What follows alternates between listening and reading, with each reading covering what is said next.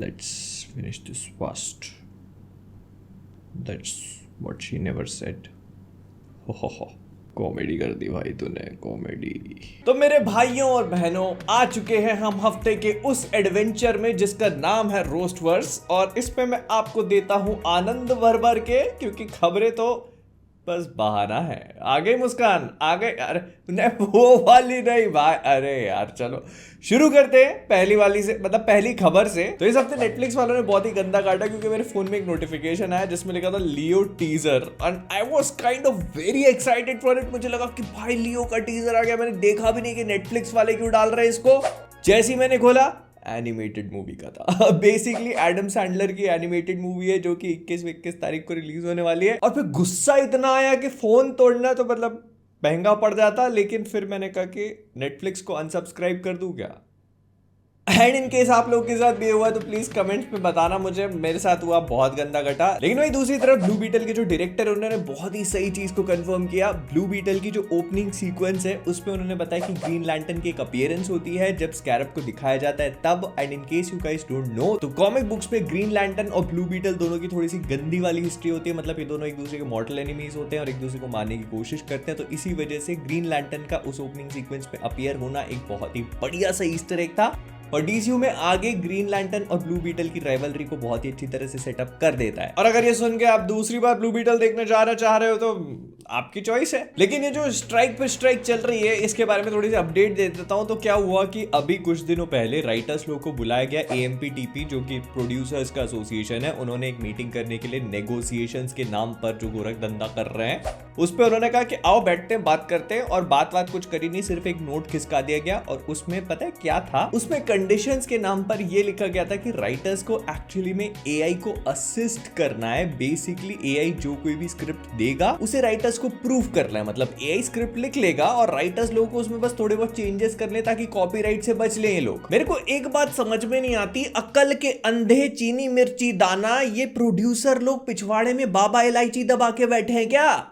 पहले भी तो इंसान लोग ही पिक्चर लिखा करते थे ना, इतना कितना पैसा बचा लोगे बे। इसके बाद डिज्नी जो पिछले कुछ टाइम से अपने एनिमेटेड मूवीज को रीमेक करने के रास्ते पे चल पड़ा है, उसमें टैंगल्ड भी एक मूवी है जिसको रीमेक किया जा रहा है। तो उसको लेकर जैकरी लेवाई ने कहा कि वो इसके लाइव एक्शन रीमेक पे काम करने के लिए तैयार हैं, अगर उनके ऑपोजिट फ्लोरेंस पग होगी तो। क्योंकि अगर आप लोग नहीं जानते तो फ्लोरेंस पग का लास्ट नेम जो है उसमें पग आता है, और जैकरी लेवाई के आखिरी नाम में भी पग आता है। ये बारे में मुझे नहीं पता था। तो अगर फ्लोरेंस पग आती है तो जैकरी लेवाई भी आ जाएंगे। तो इस तरह से दोनों एक्टर्स के आखिरी में पग पग हो जाएगा। इसीलिए जैकरी लेवाई इस पिक्चर पे काम करना चाहते हैं, क्योंकि ये पग पग हो जाएगा। पहली बात तो जैकरी जी, ये वाला माल मुझे भी चाहिए, और मैं सच बताऊं तो मुझे लगता है आपको पग पग नहीं पच पच। फिर इसके बाद लोकी के सीजन 2 के रिलीज टाइम में थोड़ा सा चेंज है। नहीं, जो आप सोच रहे हो वैसा नहीं, डिले विले नहीं किया जा रहा है इसको। इनफैक्ट थोड़ा पहले रिलीज हो जाएगा। एंड अगर आप लोगों ने अभी जो डिज्नी प्लस पे अशोका रिलीज हुआ है इसको फॉलो किया तो आप समझ चुके होंगे। बेसिकली इसका सीन ऐसा कुछ है कि जो डिज्नी प्लस हॉटस्टार पे शोज रिलीज होते हैं उनको 12:30 बजे रिलीज किया जाता है, लेकिन यूएस में क्या होता है कि रात में 2:30-3 बजे आते हैं। इस वजह से जो लोग ऑफिस जाने वाले, स्कूल जाने वाले होते हैं, वैसे तो एक ही बात है, लेकिन पॉइंट ये है कि या तो उनको रात भर जागना पड़ता है, और जो नहीं जाग पाते हैं उनको अगले दिन तक स्पॉइलर मिल जाते हैं। तो इसी चीज को अवॉइड करने के लिए डिज्नी वालों ने इसे रात में 9 बजे रिलीज कर दिया, एक रात पहले। विच मीन्स कि लोग इसको सीधे तारक मेहता खत्म होने के बाद देख सकते हैं। विच मीन्स कि लोकी भी प्रोबेबली इसी पैटर्न को फॉलो करेगा, और उनके लिए तो ये चीज अच्छी हो गई। लेकिन इस चक्कर में हम लोग का मरण हो जाएगा, क्योंकि अपने इंडिया में 6:30 बजे रिलीज होगा सुबह। हमको 6 बजे से नहा धो के तैयार होकर बैठना पड़ेगा भाई। फिर इसके बाद पिछले रोस्टवर्स के बाद से एंड्रयू गारफील्ड एक बार फिर से खबरों में है। अब इस बार ये बोलते पाए गए हैं कि वो अब दोबारा से स्पाइडरमैन बनने में इंटरेस्टेड है। पिछली बार इन्होंने कहा था कि अब इनको स्पाइडरमैन में कोई इंटरेस्ट नहीं रहा है, ये क्लोजर चाहते हैं। उनके स्पाइडरमैन की कहानी किसी और यूनिवर्स में टेक प्लेस कर रही होगी, and that is the most beautiful part about it. लेकिन अब इनको अचानक से इंटरेस्ट जाग चुका है। क्यों, सोनी वालों का फोन आ गया क्या। एंड मजे की बात यह है कि this is coming straight after the news जो बोला गया था कि स्ट्राइक शुरू होने से पहले इनकी केविन फाइगी टोपी मास्टर से मुलाकात हुई है सीक्रेट वॉर्स को लेकर। पहले ह्यूज जैकमैन, फिर उसके बाद एंड्रयू गारफील्ड का स्पाइडरमैन। मतलब कुछ ना कुछ खिचड़ी पक रही है। और देखो खिचड़ी तो ऑब्वियसली पकी रही है, क्योंकि पिछले हफ्ते ही इटली में अपने पिछवाड़े पे क्रीम, मैंने मतलब है कि पीठ पे क्रीम लगाते हुए पाए गए थे। तो मैडम वेब ऑब्वियसली कम मतलब कैमियो देने तो आएंगे ही आएंगे, हो सकता है। फिर इसके बाद स्वागत है आप सभी का हमारे साप्ताहिक गेमिंग सेगमेंट में। और मैं आपको पहले ही बता दे रहा हूं कि इस हफ्ते का गेमिंग सेगमेंट गेमिंग फैंस के लिए बहुत औसम होने वाला है, क्योंकि थोड़ा सा बड़ा होगा।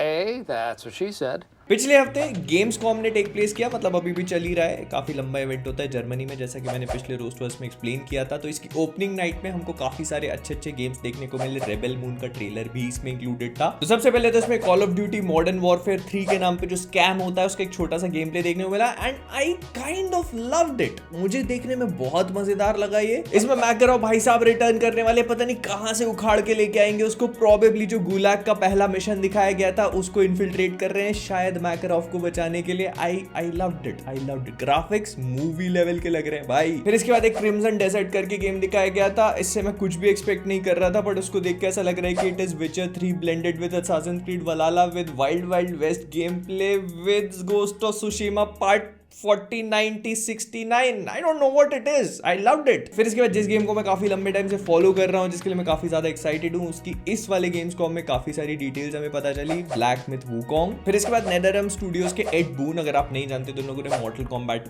गेम्स बनाए हैं। मॉर्टल कॉम्बैट 1 अभी इनका लेटेस्ट गेम आने वाला है। तो उन्होंने कहा है कि वो मार्वल वर्सेस डीसी के गेम पे काम करना चाहते हैं, और मतलब ऐसे हवा में नहीं बोल दिया, बहुत दिल से चाहते हैं। पिछले साल इन्होंने एक पोल भी रखा था मार्वल वर्सेस डीसी गेम के लिए, और वो काफी स्ट्रांगली इसके लिए लगे हुए हैं। बट हम सबको पता है कि ये काम होने के उतने ही चांसेस है जितना यहाँ पर मेरे बैठे बैठे दरवाजा खुले और मार्गो रॉबी नहीं आई बोला मैंने, उतना ही मुश्किल है। फिर इसके बाद स्पाइडरमैन 2 जो गेम है उसको T14 रेट कर दिया गया है, क्योंकि इसमें प्रिक और एस जैसे वर्ड्स अपीयर होंगे। अब इन वर्ड्स को सुनना तो नहीं, पर देखना जरूर चाहूंगा मैं, वो भी ब्लैक कैट पे। रहा नहीं जाता, तड़प ही ऐसी है ना। फिर इसके बाद लोकी के सीजन 2 का जो प्रोमो रिलीज किया गया था मैकडॉनल्ड्स वाला, उसके पीछे की रीजनिंग बताई है डायरेक्टर साहब ने। उन्होंने कहा है कि जो सिल्वी है वो मैकडॉनल्ड्स में इसीलिए गई है क्योंकि जो कुछ करके मारा गया था ना हमारे पोलार्ड भैया को, उसके बाद उनको भूख सी लग गई होगी। एंड क्योंकि अब सीक्रेट टाइमलाइन का कॉन्सेप्ट एग्जिस्ट करता नहीं, और वो इतने टाइम से एपोकलिप्सिस से भाग रही थी और उसको अब एपोकलिप्सिस से भागना नहीं है, और क्योंकि उसको भूख लग रही थी तो वो मैकडॉनल्ड्स पहुंच गई, वो भी काम करने के लिए। मतलब सेक्सी लग रहा था। अब मैं बस यही उम्मीद करता हूँ कि किसी के महाराजा मैक में लोकी निकलना शुरू ना हो जाए, क्योंकि लेट्स बी ऑनेस्ट, लोकी खा के किसी की भी मील हैप्पी तो नहीं हो सकती, लेकिन लोकी देखना ऑन दी अदर हैंड। फिर इसके बाद अमेरिकन हॉरर स्टोरी डेलिकेट का पहला पोस्टर रिलीज किया गया, जिसमें एमा रॉबर्ट्स और किम कार्दाशियन होंगे, और इसको मैं देखना चाहूंगा। पर मैं लेकिन एक ही चीज बोलना चाहता हूं कि शायद इनके नाम लिखने में कुछ गड़बड़ हो गई। इसका नाम अमेरिकन हॉरर स्टोरी डेलिकेट नहीं, डिलीशियस होना चाहिए था। क्या बढ़िया था गुरु। आप आगे का देखिए, मैं गाली खा के आता हूं। अरे इस हाथ पे तो मत मारो, कंधा टूटा हुआ है मेरा।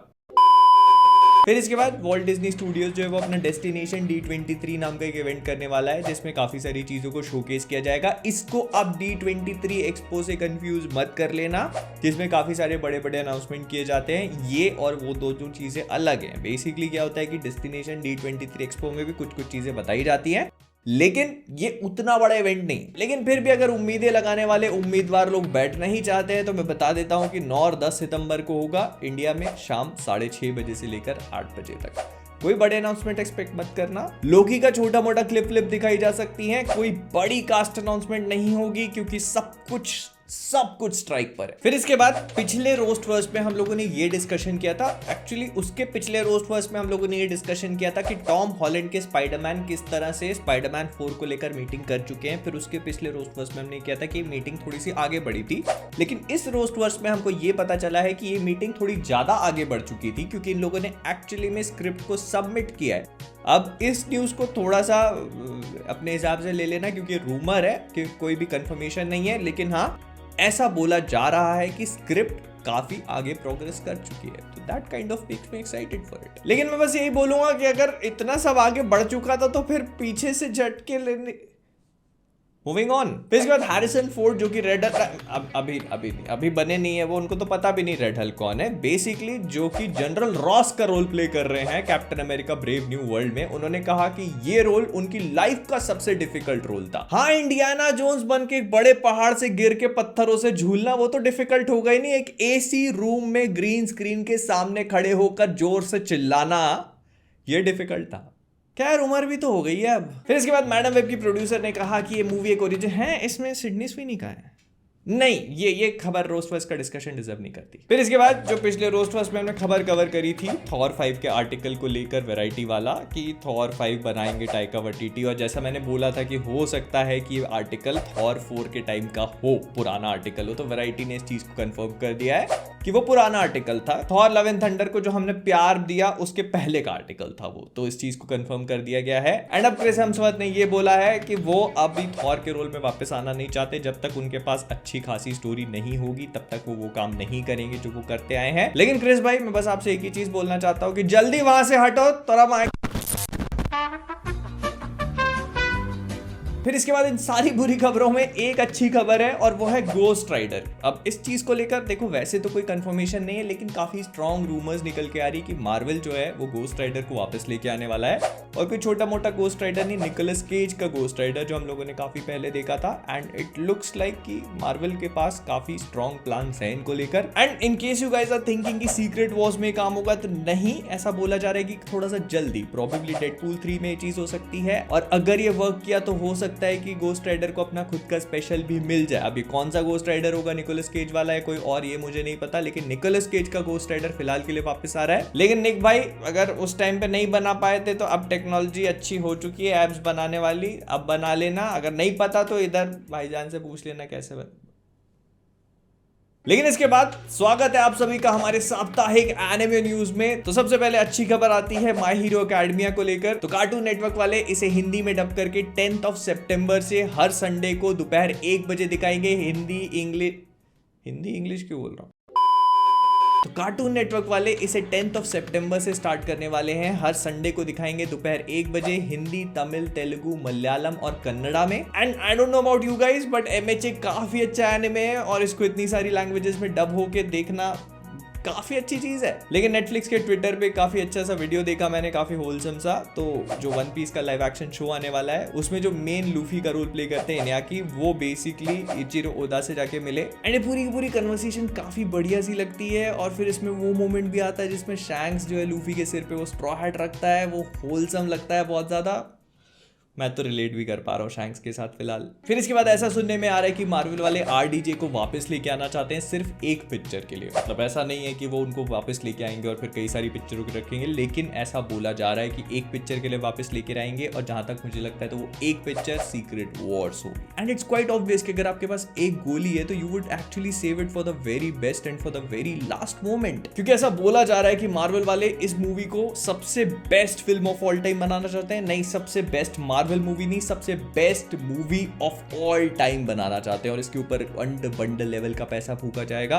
तो जहां तक है तो आरडीजे अगर रिटर्न करेंगे, जो कि प्रोबेबली करेंगे, तो वो इस पिक्चर के लिए करेंगे। एंड ऑब्वियसली इस पे बहुत पैसा खर्च होगा, जो मोस्ट प्रोबेबली एक्टर्स के ऊपर किया जाएगा। और जितना मुझे लगता है तो ये लोग इस चीज को छुपाने की कोशिश भी नहीं करेंगे। जैसे इन लोगों ने ह्यूज जैकमैन वाली चीज को क्लियरली अनाउंस कर दिया था, वैसे प्रोबेबली आरडीजे वाली चीज को भी क्लियरली अनाउंस कर देंगे कि आ रहे हैं वापस, ताकि लोग जाएं भर भर के देखने के लिए। और देखो, इतनी सारी अच्छी अच्छी खबरों में फिर वही हो ही जाता है कि वैसे तो हम खुशियां बांटना पसंद करते हैं, लेकिन दुख और गम इस रोस्ट वर्स का पार्ट बन चुके हैं जब से स्ट्राइकें चालू हुई हैं। तो ले ही लीजिए कुछ दुख की खबरें। सबसे पहली खबर तो ये आती है कि भाई ड्यून 2 डिले हो चुकी है, क्योंकि स्ट्राइक चल रही है। तो ड्यून को उठा करके नवंबर से पहुंचा दिया गया है मार्च में। अब ये पिक्चर 15 मार्च को रिलीज होगी। और अगर आप लोग भूल चुके हो तो ये डेट हमारी favourite picture Godzilla Kong the new empire को मिली हुई थी। अब वो रिलीज होगी 12 अप्रैल को। ये भी सही है ना भाई, पहले लोगों से पलन तोड़ काम करवाओ, फिर उस काम का उनको पैसा मत दो, फिर जब वो लोग उस चीज के लिए हड़ताल पे चले जाएं तो फिर उसी काम से जो पिक्चर बनी है उनको डिले करके हम लोगों को तड़पा लो। अब तो ऐसा लगता है कि इस पिक्चर के पोस्टर पे जो गॉडजिला और कॉन्ग के स्कल थे ना, वो स्कल नहीं, स्कल इमोजीज थे, जो हमें बताने की कोशिश कर रहे थे कि स्टूडियो तो सिर्फ तुम्हारे मजे ले रहे हैं, तुम ही नंदू चूड़ी वाले हो। अब इस चीज में मार्वल वाले बड़े खुश हो गए हैं क्योंकि द मार्वल्स को कंपटीशन जो ड्यून से मिल रहा था वो बिल्कुल भी नहीं मिलेगा और ड्यून ने जो आईमैक्स की स्क्रीन घेर ली थी वो पूरी तरह से छोड़ दी है और अब मार्वल्स जो है वो आईमैक्स में रिलीज होगी। इनफैक्ट हो सकता है कि 10 नवंबर की बजाय एक हफ्ता पहले 3 नवंबर को रिलीज कर दी जाए और पूरी की पूरी आईमैक्स स्क्रीन में रिलीज होगी। मेरे को वैसे तो बहुत अच्छा लगा ये प्लान, लेकिन मुझे ये बताओ कि आदमी और आज के जमाने में औरत भी आईमैक्स में जाके देखेगा क्या? क्योंकि जिस हिसाब से आप टीवी स्पॉट गिरा रहे हो 3 नवंबर तक तो पूरी की पूरी पिक्चर यूट्यूब पे ही मिल जाएगी ना। और इन सब चीजों में अगर आप लोग सोच रहे हो तो नहीं, WB डिस्कवरी वालों ने अपनी सारी मूवीज को डिले नहीं किया है क्योंकि एक्वामैन 2 जो है वो अपनी दिसंबर के रिलीज डेट को अभी भी होल्ड कर रही है एंड आई थिंक ये सही डिसीजन है क्योंकि उनकी पूरी की पूरी स्लेट फिक्स्ड है। 2025 में सुपरमैन लेगेसी आ रही है तो ऐसे में एक्वामैन 2 को डिले नहीं करना चाहिए। और इसके भी ऊपर से एक काफी बड़ा रीजन और भी है, एक्वामैन 1 जो है वो 2018 में आई थी तो ऐसे में एक फैक्टर है जो प्ले में आ जाता है जिसको कहते हैं कमिंग टू लेट, जिसमें क्या होता है कि ऑडियंस भूल भी जाती है कि पिक्चर एग्जिस्ट करती है, इसीलिए you should never come too late. वैसे जल्दी भी कम नहीं करना। तो ये थी इस हफ्ते की सारी खबरें। अगर पसंद आए तो लाइक कर देना, शेयर कर देना, जो मैं बोलता हूं पर आप नहीं करते हो सब्सक्राइब, तो भाई साहब people have just forgotten about it. तो देख लेना अपने हिसाब से जैसा भी लगे। Bye bye, tata, take care. तो जाने से पहले कॉमिक वर्स से मैं हूं आदा मोहित और आप सभी लोग as always be on time, never come too early, never come too late.